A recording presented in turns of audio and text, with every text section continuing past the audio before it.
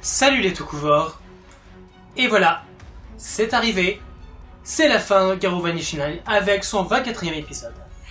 Alors souvenez-vous, on avait laissé à la fin du 23e épisode tout le monde relativement en bonne santé, sauf Schwartz qui se retrouvait piégé dans la dimension de King à, techniquement, devoir se battre contre Knight. Et donc c'est ce qui se passe. Donc un combat relativement rapide parce que, après quelques échanges de paroles, comme par exemple Schwartz qui dit « C'est dommage que tu n'aies pas mis ta puissance au service du bien, on aurait pu battre énormément d'aurores » et de l'autre côté Knight « Ah, si seulement tu avais voulu juste être le plus fort de tous les êtres ». Bah voilà, deux idéologies qui s'affrontent, ok très bien, mais bref, le combat est fini en 5 minutes d'épisode. Donc voilà, Knight est purifié, mais en même temps, il meurt sur un sourire en disant qu'il s'est bien amusé. Du coup, la dimension s'effondre et c'est tout. Et c'est tout. Après, on retrouve Sophie accompagnée de Luke et Gina qui leur demandent mais où est Schwartz? Qu'est-ce qui se passe? Où est Schwartz? Où est Schwartz?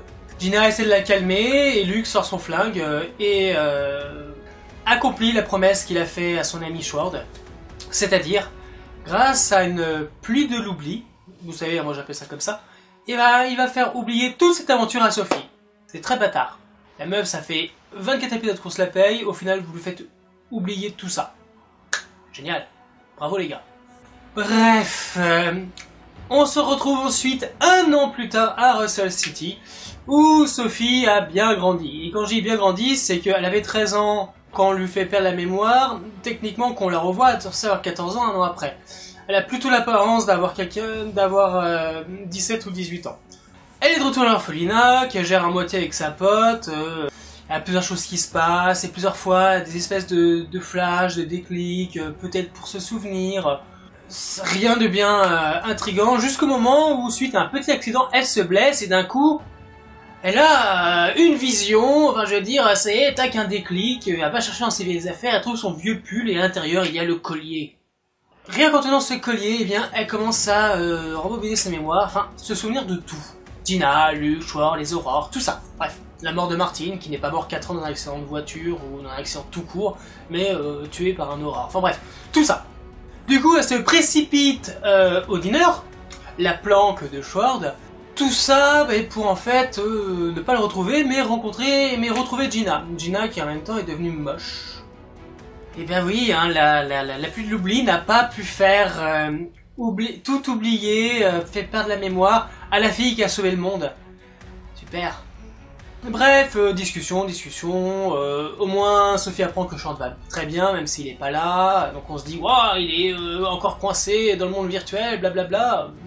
Bon, ok, moi, tant qu'il va bien, il est toujours un chevalier d'or, ok, good. Donc ça discutaille, blablabla, et Sophie demande à Gina comment on fait pour devenir prêtre Makai.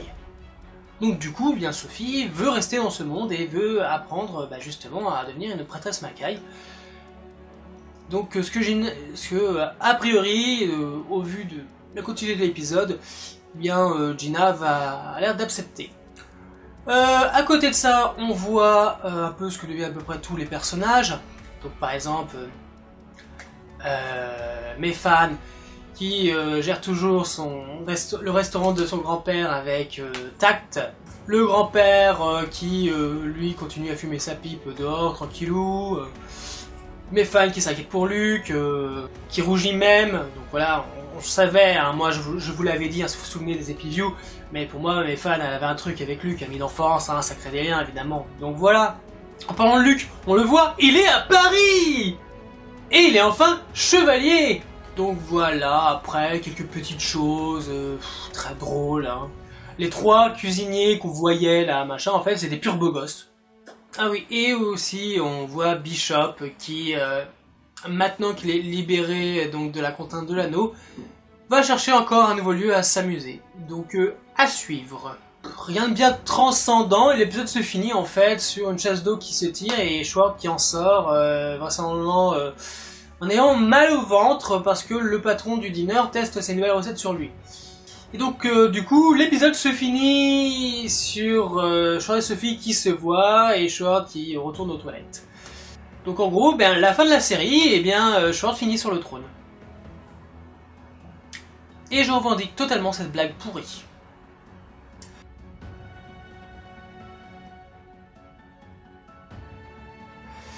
Au niveau de mon avis,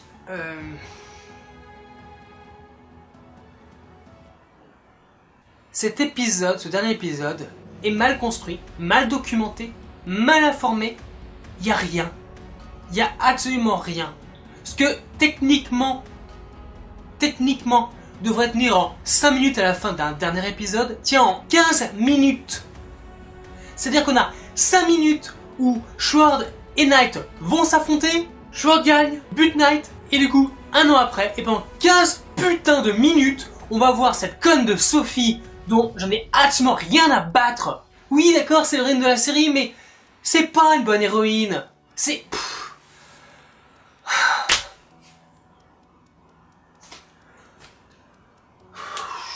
Je vais dire les choses positives.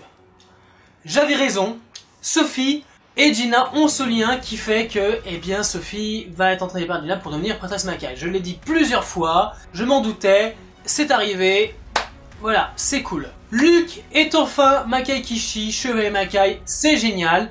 Rapidos on voit son armure, elle n'a rien à voir avec celle de son père, donc je me pose la question si c'est pas une autre armure. Je me pose la question si c'est l'armure de son père, mais vraiment adaptée à lui, ou c'est une toute nouvelle. Sinon, bah, Bishop, lui, il est toujours dans la course, donc à voir ce qui va se passer. Donc clairement que ce soit Luke, Sophie devenant prêtresse Makai, enfin entraînée en tant que prêtresse Makai avec Gina. On aura sans doute droit à un petit épisode spécial, après avoir si Wakanim le licencie également, ça pourrait être intéressant. Et j'espère vraiment, et pas dans 2 ou 3 ans, que très rapidement ils vont faire un film pour conclure cette série, mais un bon film. Un film où on voit Luke se battre en tant que Makai Kishi, ce qui personnellement m'importait plus que tout le scénario de cette putain de série. Et revoir Gina qui a entraîné Sophie, que Sophie devienne intéressante. Pour finir, ce 24e épisode...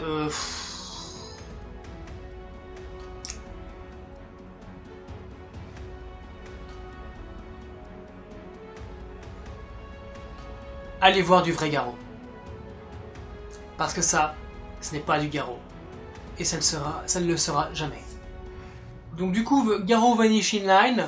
En fait non, je sais pas. Je sais pas quoi penser de ces derniers épisodes. Je sais pas vraiment quoi dire. Tellement... J'ai été interloqué tellement... L'épisode est inutile. Un dernier épisode complètement inutile. Sauf pour les scènes de Luke, de Gina, de Sophie qui demande à Gina de devenir prêtresse Makai. Tous les petits bonus qui auraient tellement mérité d'être vraiment plus développés. Enfin voilà, je ne lâcherai pas mon bout de grâce sur cette série. Méga déception, sans doute la plus grosse déception de l'univers de Garou. J'ai envie de dire, Vanishing Line, oui s'il te plaît, disparaît. Disparaît de ma mémoire, de tout. Disparaît. Mais vous êtes sans doute à un avis autre que le mien, donc si vous voulez le partager, je vous en remercierai de le faire dans les commentaires. Et sinon on se dit à la prochaine fois dans l'émission qui sera consacrée à Garou Vanishing Line. Alors, bonne soirée les Okuvas.